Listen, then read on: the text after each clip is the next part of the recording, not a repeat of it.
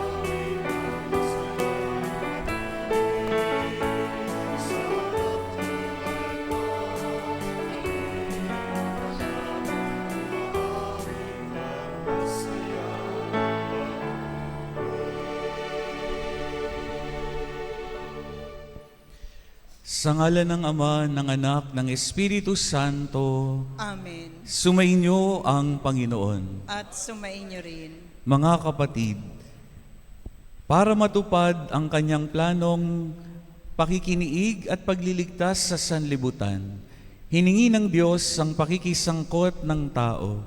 Tinawag niya sina Jose at Maria upang maging kanyang mga instrumento ng kaligtasan.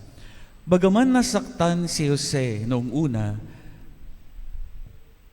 tinanggap pa rin niya ang kalooban ng Diyos pagkatapos ipaliwanag ng anghel kay Jose ang misteryong bumabalot sa paglilihi ni Maria. Naway maging bukas ang ating kalooban tulad ni na Maria at Jose na naging mga instrumento ng Diyos sa kabila ng masalimuot na pangyayari sa ating buhay. Aminin natin ngayon ng ating mga kasalanan upang tayo'y maging marapat gumanap sa banal na pagdiriwang.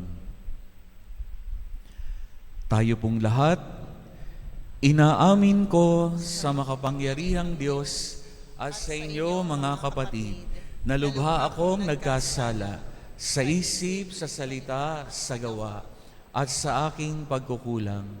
Kaya'y sinasamo ko sa mahal na Birheng Maria, sa lahat ng mga anghel at mga banal, at sa inyo mga kapatid, na ako'y panalangin sa Panginoong ating Diyos.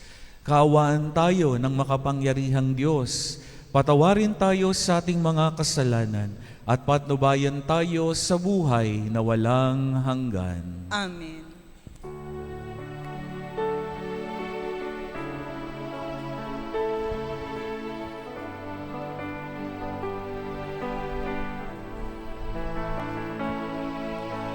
Panginoon,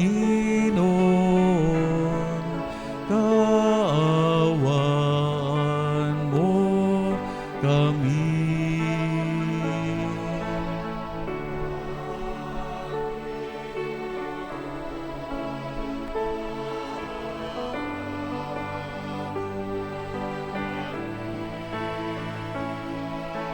Cristo Kristo, kaawaan mo kami.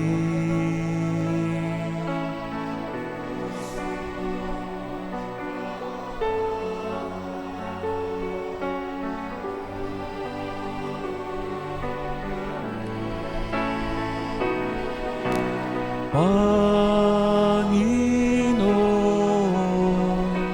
kaawaan mo kami.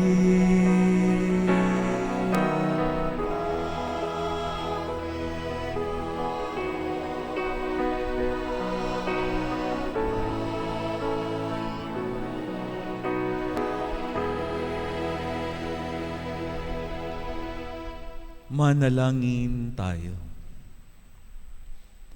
Ama naming makapangyarihan, kasihan mo kami ng iyong pagmamahal upang kaming nakabatid sa pagbabalita ng anghel tungkol sa pagkakatawang tao ng anak mo ay makapakinabang sa kanyang pagpapakasakit at pagkamatay sa krus, sa pagsapit namin sa pagkabuhay niya sa langit.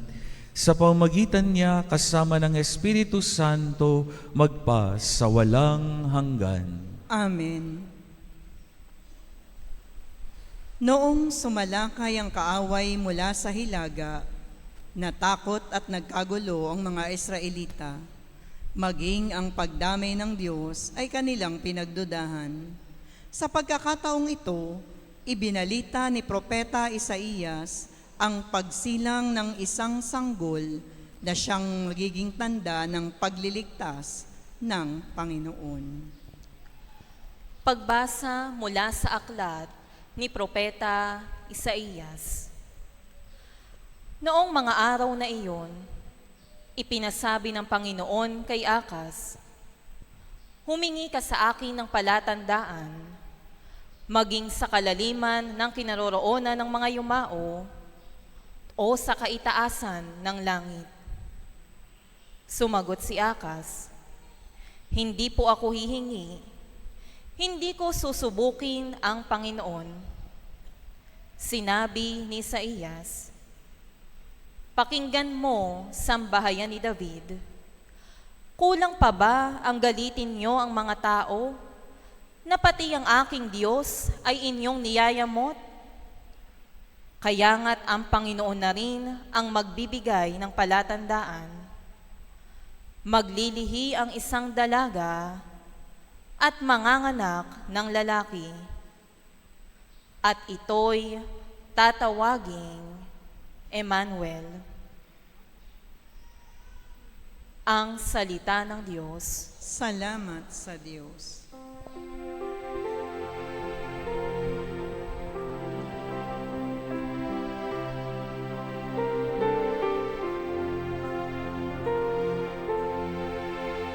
Ang Panginoo'y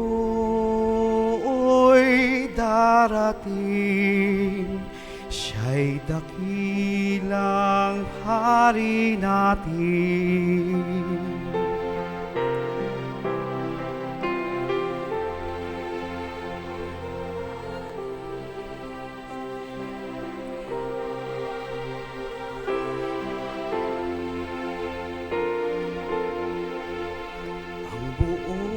Daigdig, lahat ng naroon, may-ari ang Diyos, ating Panginoon. Ang mundo'y tatayo at yaong sandigay, ilalim ng lupa, tubig kalaliman.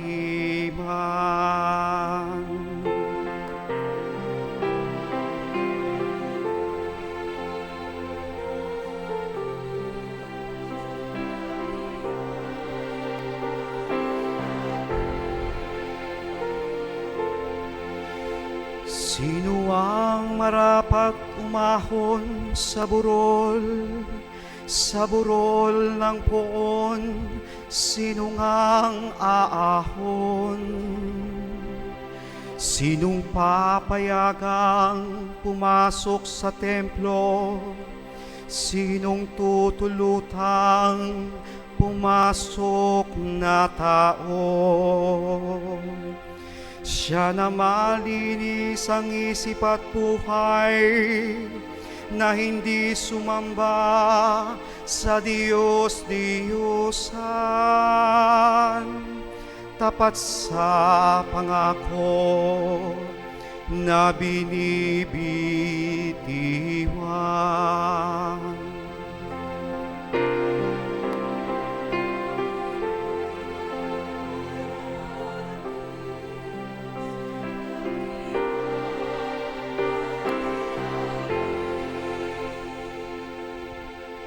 Ang Diyos na Panginoon, pagpapalain siya, ililigtas siya, pawawalang sala. Gayon ang sinumang lumalapit sa Diyos, silang lumalapit sa Diyos ni Jacob.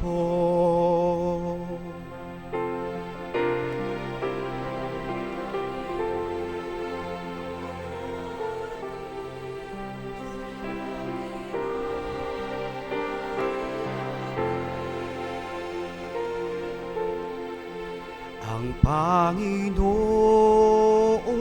darating, siya'y dakilang poon natin.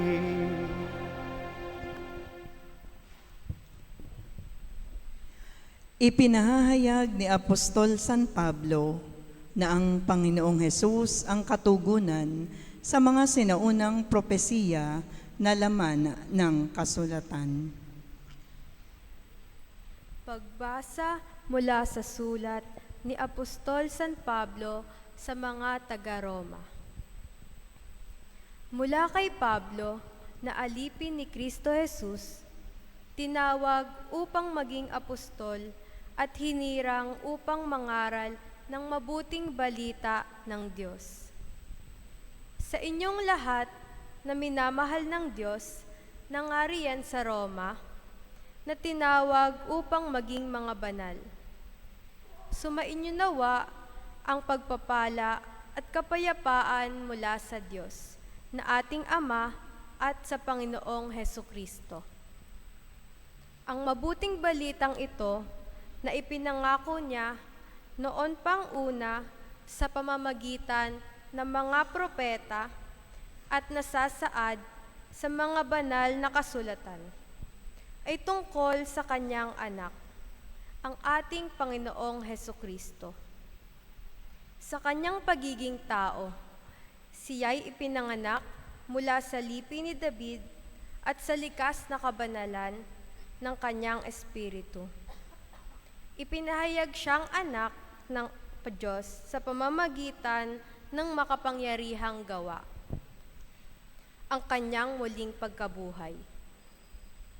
Sa pamamagitan niya, tinanggap namin sa Diyos ang kaloob na maging pastol, upang ang lahat ng bansa ay akayin sa pananampalataya at pagsunod sa Kanya.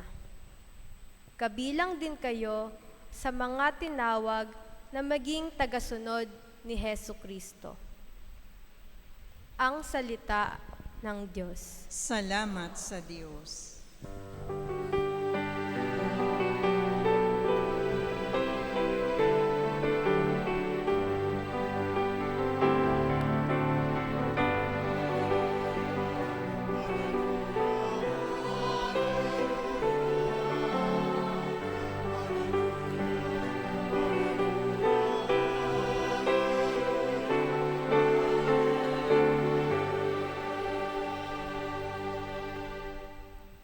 Maglilihi ang dalaga, lalaking isisilang niya'y Emmanuel na poong sinta.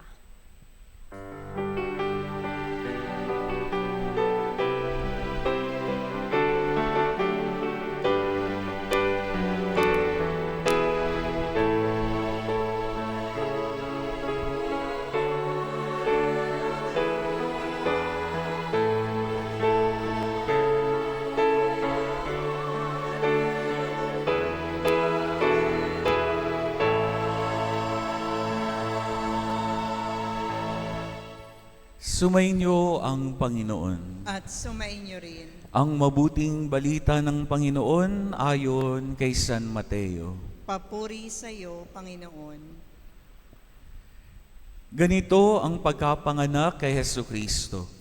Si Maria na kanyang ina at si Jose ay nakatakda ng pakasal, ngunit bago sila nakasal, si Maria ay natagpo ang nagdadalang tao. Ito'y sa pamagitan ng Espiritu Santo.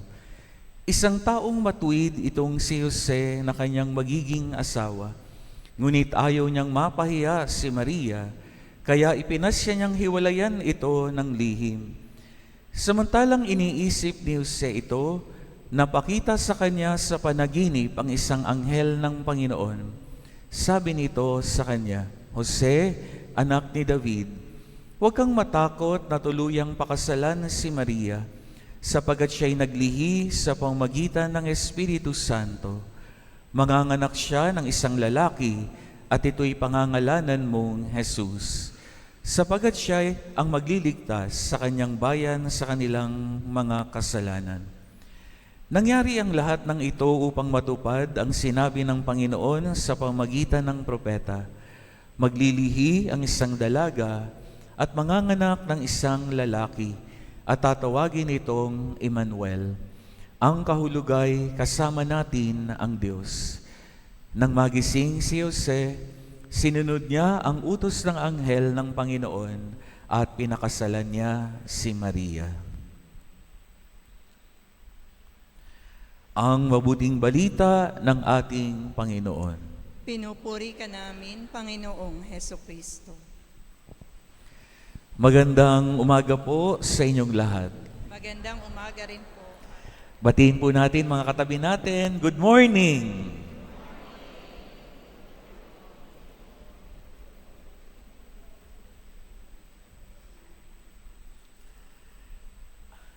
Apat na kandila na ang may dingas sa ating Advent wreath. Ibig sabihin, ilang araw na lamang, Pasko na. Ilang tulog na nga lamang ba? Habang lumalapit tayo sa dakilang kapistahan ng Panginoon ay nadadagdagan ang ating excitement at syempre, ang ating pagpupursigi na talaga bang para bang hatakin na papalapit ang araw na ito ng Kapaskuhan. Ito yung matagal nating iniintay. Ito yung matagal nating inaasa. Matagal na nating pinaghandaan. 4 na linggo tayong naghanda. At para sa ilang araw na rin ng pagpupuyat, sakripisyo ng simbang gabi. This is the great news that we have been all waiting for. Sana dumating na. Sana mapasa atin na. At kapag natanggap na natin, may malinaw na hamon na ibinibigay sa atin. Napasama ako sa isang usapan ng mga kabilang sa working class. No? Sila yung mga regular na nagtatrabaho alas 8 hanggang alas 5 ng hapon at tumatanggap lamang ng minimum wage. Kung saan-saan nabaling yung kanilang kwentuhan hanggang sa mapunta dito nga sa panahong ito ng Kapaskuhan. At isa sa napag-usapan, ano yung kanilang paboritong Christmas song? At ito ang pare-pareho nilang inayunan na kanilang favorite Christmas song. Kaya't ibigay mo na ang aming Christmas bonus. Para namang hindi Christmas song no? Nabanggit lang yung salitang Christmas, naging Christmas song na. Pero hindi man, o temporal man, o earthly man, o baka mundo man yung hinahangad ng awitin, marapat lang siguro para sa isang ordinaryong manggagawa ang mag-asam ng Christmas bonus. No? Yan talaga naman yung hinahangad, hindi lamang marahil ng members ng working class, kundi ng karamihan sa atin. Kasi talagang ito yung good news na mapapasa atin kapag dumating. Dahil alam natin, yung sinesweldo natin tuwing 15 o tuwing katapusan, hindi naman talaga sapat. Pag panahon ng Kapaskuhan, mayroong dagdag na gastos. Mayroong dagdag na kinakailangang paglaanan. Kahapon, as the economist of our diocese, pinag-aralan ko yung stewardship manual ng ating diocese. Kasi sabi ko, baka mamaya meron na akong nalalabag tungkol dito sa just remuneration. No, nakalagay naman doon, you have to provide yung Christmas bonus not later than December 24. Yan, kaya okay pa. A few more days, kaya ko pang maka-recom ng enough para maipang bonus dito sa ating personnel, no? Sa ating parish staff, sa ating parish office personnel. Lahat ito ang inaasahan, o karamihan, ito ang nilalayon. Pero sa kultura nating mga Pinoy, ito yung hindi tipong, may Christmas bonus, I will splurge on anything that I want to spend on. Gagamitin ito para sa aking sarili. Hindi, no? That is against yung ating kultura bilang Pinoy. Tayo bilang mga Pinoy, kapag may natanggap na biyaya, anong ginagawa natin? Babahagi natin sa ating pamilya, pandadagdag natin doon sa 500 pesos na pang Noche Buena. Gagamitin natin ito pang aginaldo. In fact, kaya tayo minsan nape-pressure because of that no? Ano yung ibibigay ko? Pasko. Kaya sana dumating na yung aking Christmas bonus para may paing aginaldo ako. Hindi sarili Talagang kinakailangang maibahagi sa iba. Kinakailangang maibigay sa iba. No? Sabi ng isang teologo, the natural rhythm of grace is that what is poured into us should eventually overflow from us. We don't just carry the good news, we embody it.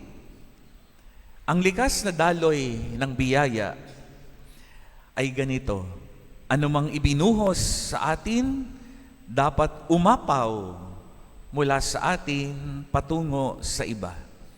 Hindi lamang tayo dapat tagatanggap, kundi tagadala. At ang ating buhay dapat mismo ang maging buhay na katibayan nito. No, ganun ang palaging biyaya o good news. When we receive the good news, we don't just keep the good news. We share the good news. At yan ang isang napakagandang naipakita ni San Jose sa ating ebanghelyo na 3 gabing pagdinilayan ng ating simbahan, lalo na yung mga nagsisimbang gabi. Tinanggap ang biyaya, ibinahagi ang biyaya. Tumanggap ng mabuting balita, at ang tumanggap, siya mismo ang naging mabuting balita sa iba. Paano ito isinakatuparan ni San Jose? How did he become a good news para sa iba? Una, sabi sa Biblia, Mary was found to be with child out of wedlock. Nabuntis nang hindi pa kasal. Nang malaman ito ni Jose, his original plan was to separate from her silently. Yun ang kanyang naging desisyon. Hindi mangi-iskandalo, hindi gagawa ng eksena, hindi kukomprontahin si Maria, kundi kalmado, payapa, naaalis upang di malagay sa kahihiyan si Maria. That is how Joseph chose to approach this crisis na kanilang hinarap bilang isang couple. Hindi magiging aligaga, hindi matitinag ng anumang problema, kundi haharapin ito ng buong kakalmahan at kapayapaan. Sa gitna ng ganyong pinagdaanan, di ba? Joseph could easily be subjected to other people's ridicule. Kung panahon natin ngayon nangyari yung nangyari sa kanya, siguro ang dami ng messages do sa kanyang pinost. Uy, Jose, bakit malaki na yung tiyan ni Maria? Akala ko ikakasal pa lang kayo. Mga marites ng Nazareth, hala, hindi ba sa iyo yung dinadala niya? Ipatulfo mo na siya. Yan. Kayang iudyok ng sambayanan na siya'y gumawa ng marahas na bagay. Kayang iudyok ng iba na siya'y hindi maging kalmado at payapa. Pero si Jose, bilang isang matuwid na tao, he chose to approach this problem in peace, sa kapayapaan. Isang napakagandang pagpapakita kung tayo bilang mga mananampalataya, paano rin tatanggap ng mga ganitong mga sitwasyon ng buhay. Si Jose, piniling maging biyaya matapos tanggapin ang biyaya ng mabuting balita na kanyang tinanggap. No? Pangalawa, sabi ni San Mateo, natulog si Jose. Of course, ito'y tunay at physical na pagtulog, no? Hindi ito symbolic lamang, no? Kagaya nga nung sinabi ni Pope Francis before, no? Nung kanyang i-encourage ang devotion to the sleeping Saint Joseph, no? Nauso yun noon, nung the time of the papacy of Pope Francis.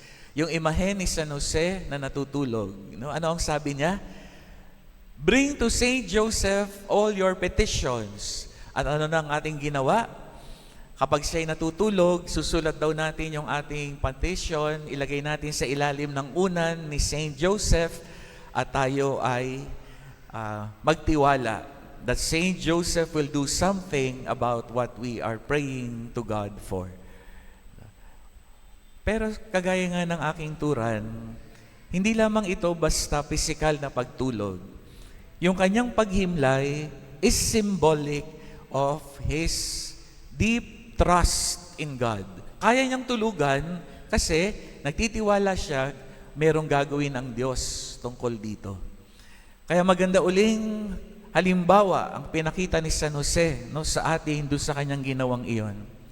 Merong problemang haharapin, sleep on it and let God do His thing. Kapag nakikita mo overwhelming yung problema, nakikita mo overwhelming yung mga bagay na para bang napapatanong ka, Lord, bakit ganito? Lord, bakit ganoon? Bakit nangyari ito? You sleep on it. No? Not maybe physically, but maging symbolic ng iyong pagpapaubaya at pagtitiwala na ang Diyos, kahit na ganong kalaki ang iyong problema, ay mas malaki ang pag-ibig at pagmamahal sa iyo ng Diyos na tutulong sa iyo para malagpasan mo ang iyong pinagdadaanan. And finally, sabi ni San Mateo, pagkagising, sinunod ni Jose ang utos ng anghel ng Panginoon at pinakasalan niya si Maria. Hindi pwedeng nakatanggap ka ng mabuting balita at itinago mo lamang iyon sa iyong puso. You don't just keep the news that you receive, you share it. Kagaya ng sabi natin kanina, kapag ibinuhos sa iyo ang biyaya, hindi mo lamang yan pinoprotektahang manatili sa iyo. Babayaan mong umapaw upang ang iba ay makinabang. Di ba yan ang prinsipyo natin, mga taong naglilingkod sa simbahan? What prompted you to serve God is because you have been blessed by God. And you want to show your gratitude to God, yung utang na loob mo sa Diyos, by serving, by returning the favor, by doing something to God because you have been recipients of God's benevolence, of God's goodness. Kapag tinanggap mo ang mabuting balita, kinakailangan mong isakatuparan ang mabuting balitang ito at ikaw mismo maging mabuting balita sa iba. Bagay na pinakita ni San Jose. I received the good news. I will be a good news to you, Mary. I will take you as my wife. Mga kapatid, isang napakagandang paalaala ngayong panahon ng Kapaskuhan, ang ipinakitang halimbawang ito ni San Jose. Kaya't malinaw ang hamon para sa atin sa pagharap natin sa mga realidad ng buhay. Kapag tayo ay biniyayaan, kinakailangan tayong maging biyaya din sa iba. Si Jose, pinakita ito sa pagiging matuwid.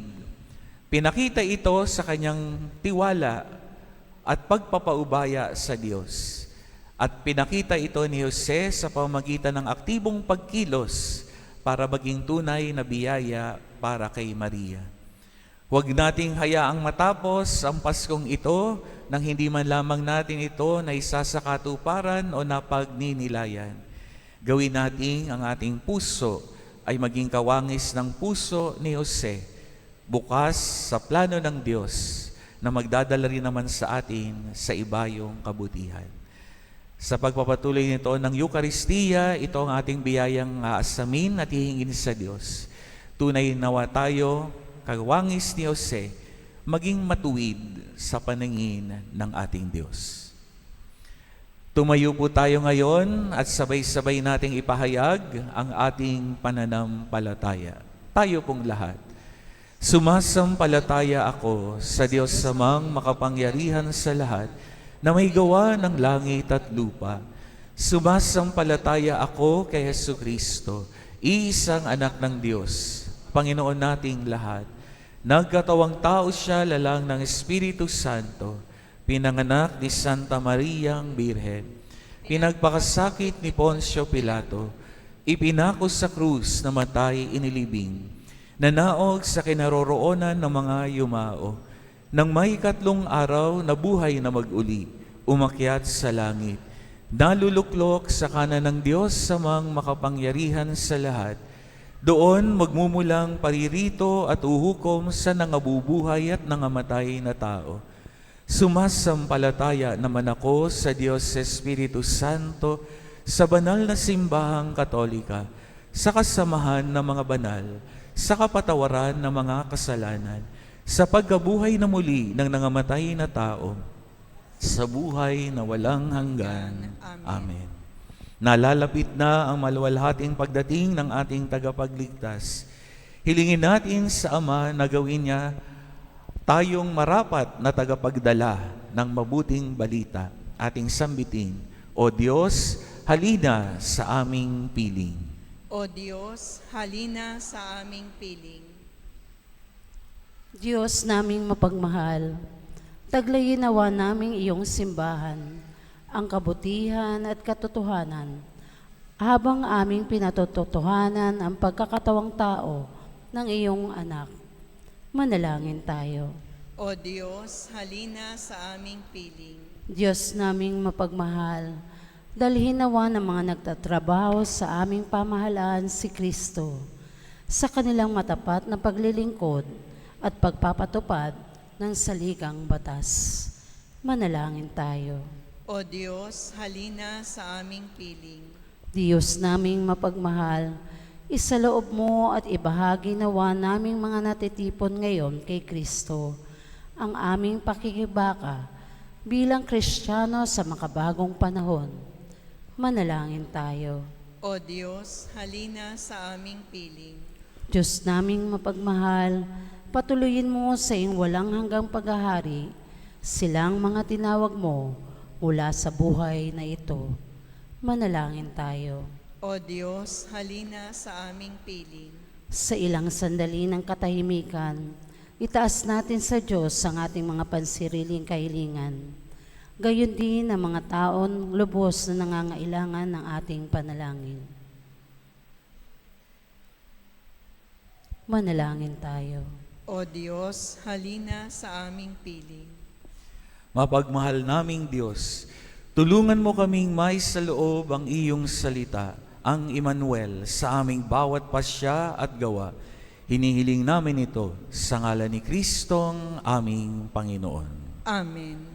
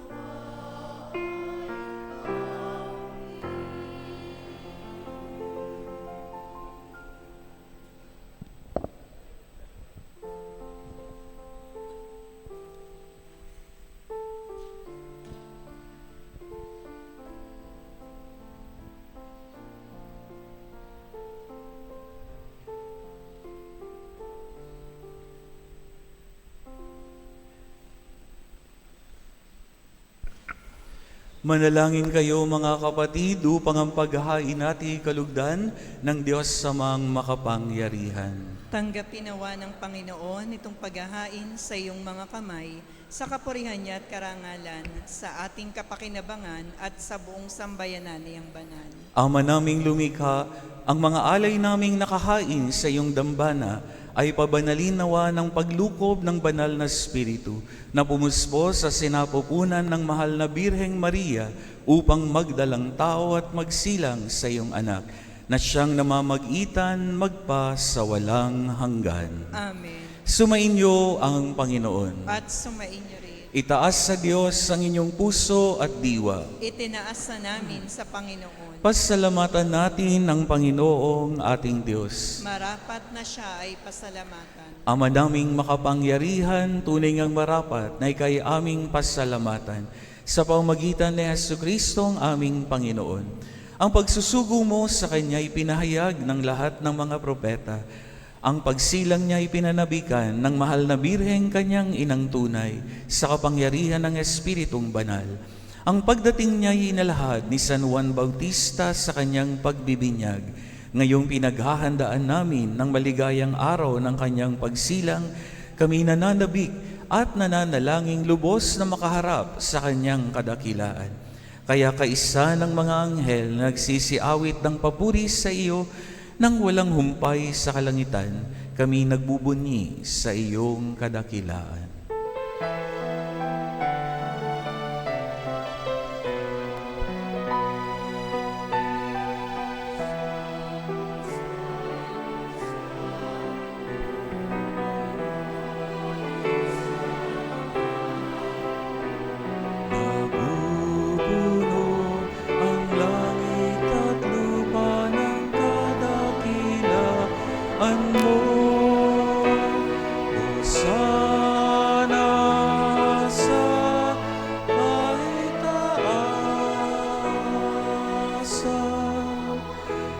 Pinagpalang na paririto sa ngalan ng Panginoon. Hosana sa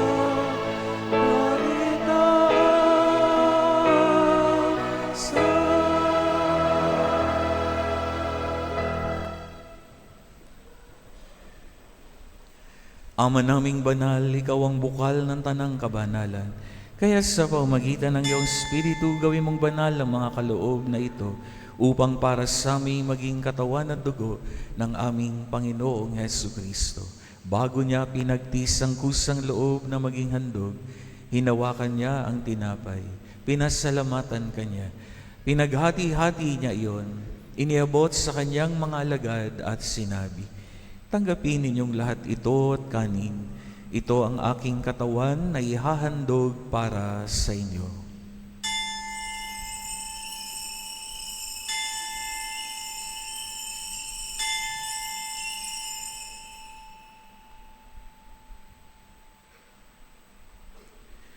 Gayon din naman, nung matapos ang hapunan, hinawakan niya ang kalis, muli kanyang pinasalamatan. Iniabot niya ang kalis sa kanyang mga alagad at sinabi, "Tanggapin ninyong lahat ito at inumin. Ito ang kalis ng aking dugo, ng bago at walang hanggang tipan. Ang aking dugo na ibubuhos para sa inyo at para sa lahat sa ikapagpapatawad ng mga kasalanan. Gawin ninyo ito sa pag-alaala sa akin."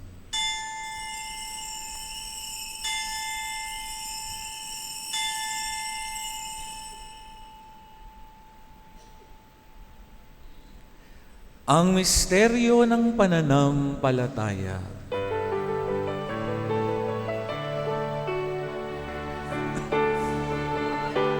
Si Kristo ay lumitaing, pinagdiring ng ilaw, bilang pagkaibigan, pinagsasaluhan. Ay dumating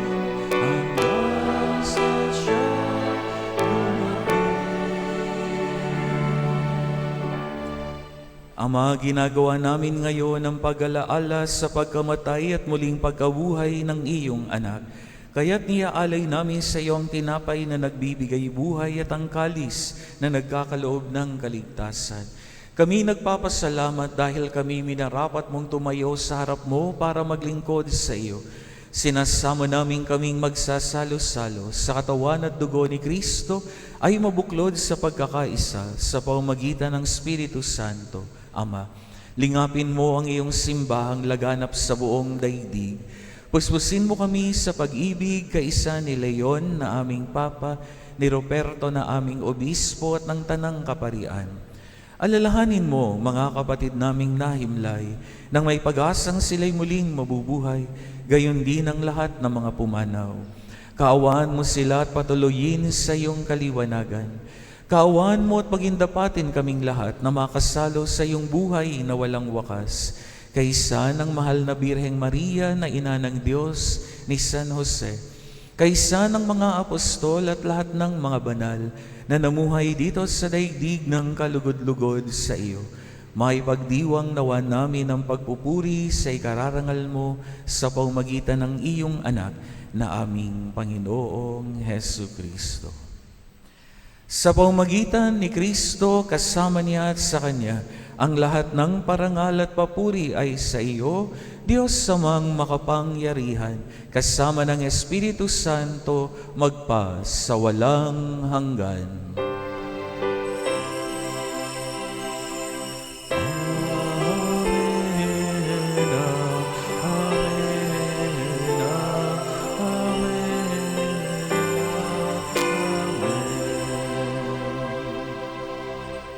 Sa tagubili ng nakagagaling na utos sa turo ni Jesus na Panginoon natin at Diyos, pahayag natin ng lakas loob.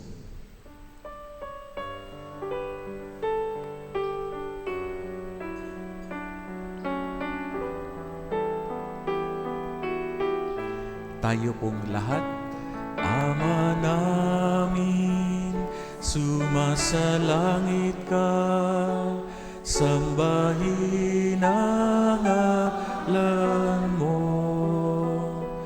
mapasa amin ang kaharian mo, sundin ang loob mo, dito sa lupa para nang sa langit, bigyan mo po kami ngayon ng aming kakanin sa araw-araw at patawarin mo kami aming mga sala para ng pagpapatawad namin sa nagkakasala sa amin, at huwag mo kami ipahintulot sa tukso, at iadya mo kami sa lahat ng masama. Hinihiling namin kami iadya sa lahat ng masama, pagkalooban ng kapayapaan araw-araw. Iligtas sa kasalanan at ilayo sa lahat ng kapahamakan, samantalang aming pinananabikan ang dakilang araw ng pagpapahayag ng tagapagligtas naming si Hesu Kristo.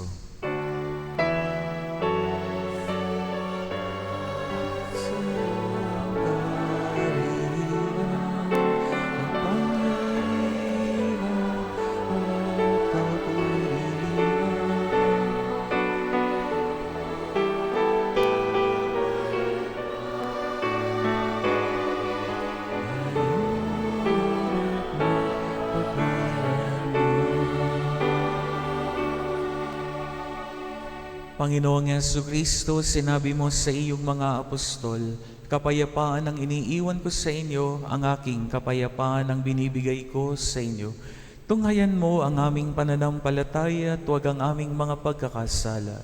Pagkalooban mo kami ng kapayapaan at pagkakaisa ayon sa iyong kalooban, kasama ng Espiritu Santo, magpa sa walang hanggan. Amen. Ang kapayapaan ng Panginoon naway laging sumainyo. At sumainyo rin. Magbigayan kayo ng kapayapaan sa isa't isa.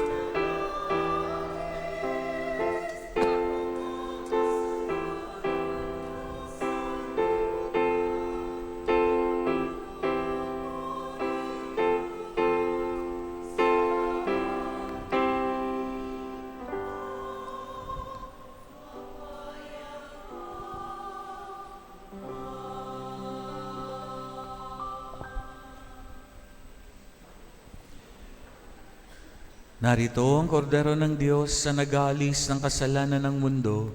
Mapalad tayong inaanyayahang siya ay tanggapin. Panginoon, hindi ako karapat-dapat na magpatuloy sa iyo, ngunit sa isang salita mo lamang ay gagaling na ako.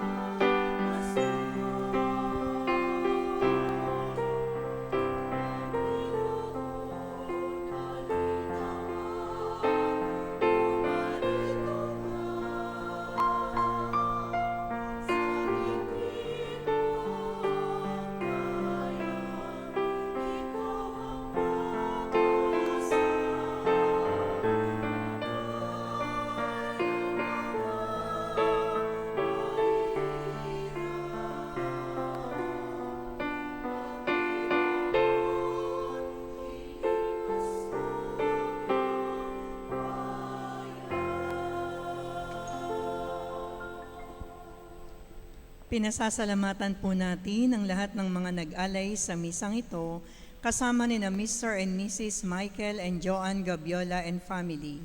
Pinasasalamatan din po natin ang lahat ng tumangkilik sa ating pamaskong handog kay Maria, ang Spirit of Love, sina Jobert Puentes, Mr. D. Castillo, Jimmy and Fatima Edna Sarsha, Emmanuel Apela, Baiko family, Arlene Pererias, Victor Almasan, Michael Samyola, William Augusto, Guzmana family, Nerissa Mendoza and family, Loli Milyare and family, Bing Crier, Riza Jacob, Zach Bolo, Nina Elias Molero, at ang Nario family. Muli, maraming salamat po.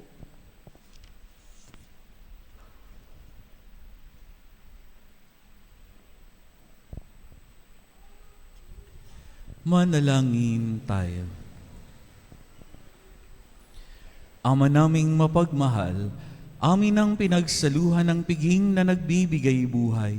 Habang papalapit ang dakilang kapistahan ng Pasko, lalo nawa kaming makinabang ng may pananabik sa pagiging marapat sa pagdiriwang sa pagsilang ng anak mo, na siyang namamagitan magpa sa walang hanggan. Amen.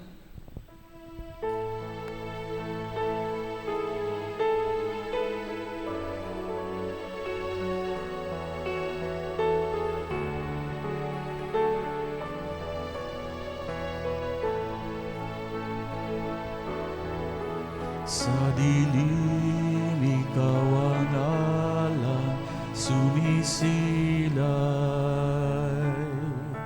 na nagbibigay sigla sa buhay. Sa tunos ikaw ang tanggulan, pahinga kang walang hanggan. Ina ng kaliwanagan,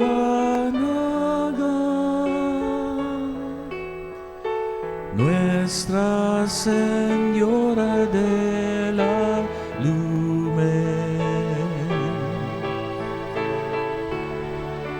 marangal ka ng iyong bayan, ang kaintamong minamahal.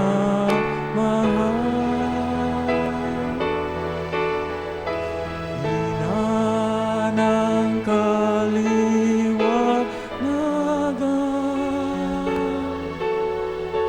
Nuestra Señora de la Lumen, kalmong anak, iigi kaming lahat ng awa at ng patawad.